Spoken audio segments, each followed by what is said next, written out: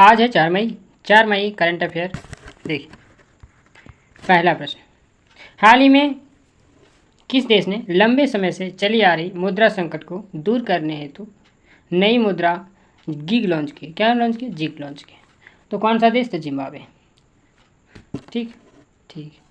भारत जो है 20 से 30 मई 2024 तक, इतना डेट तक जो है किस शहर में जो है यह जो बैठक होगी, कौन सी बैठक? तो 46वीं अंटार्कटिक संधि सलाहकार बैठक और पर्यावरण संरक्षण समिति की जो 26वीं बैठक होगी और इसका जो मेजबानी करेगा कौन सा शहर? तो ये कोची करेगा, केरल का कोची।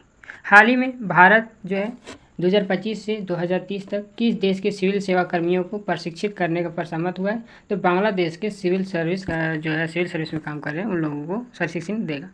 हाल ही में किस देश के उत्तरी सुलावेसी प्रांत में स्थित रुआंग ज्वालामुखी में विस्फोट हो गया है? तो इंडोनेशिया में, है ना। हाल ही में घरेलू स्तर पर उत्पादित कच्चे तेल पर अप्रत्याशित लाभ कर को 9600 प्रति टन से घटाकर कितने रुपए प्रति टन कर दिया है? तो 8400 रुपये टन कर दिया है। ठीक है। अगला प्रश्न है, भारतीय सेना और पुनीत बालन समूह ने संयुक्त रूप से किस शहर में देश का पहला संविधान पार्क विकसित किया है? तो ये संविधान पार्क जो पहला स्थापित हुआ है पुणे में हुआ। ठीक है। गोल्डमैन सैक्स रिपोर्ट के अनुसार भारत का सेवा निर्यात 2023 में $340 बिलियन से बढ़कर 2030 तक कितना हो जाएगा? तो ये हो जाएगा $800 बिलियन। क्या है गोल्डमैन सैक्स रिपोर्ट? तो यह भी आपको जानना पड़ेगा।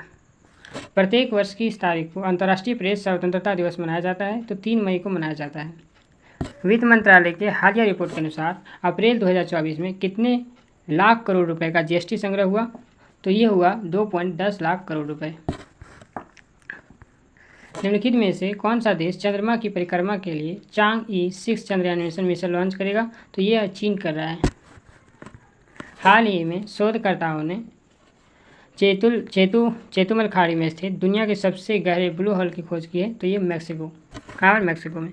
भारत कब तक अपना खुद का भारतीय अंतरिक्ष स्टेशन बनाने की योजना बनाई है? तो ये 2035 तक बनाई है। चर्चा में रहा इंटारेस जो कि वृश्चिक राशि के सबसे चमकीला तारा है, इसका द्रव्यमान सूर्य के द्रव्यमान के अलावा कितना गुना है? तो सूर्य के द्रव्यमान के अलावा 12 गुना है। कौन?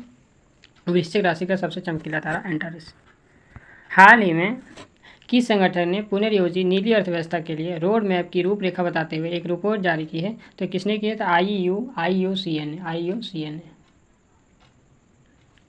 अगला प्रश्न है, हाल ही में किस देश में संयुक्त राष्ट्र पर्यावरण एजेंसी की अंतर सरकारी वार्ता समिति का 4था सत्र आयोजित किया गया है? तो ये कनाडा में आयोजित किया गया है।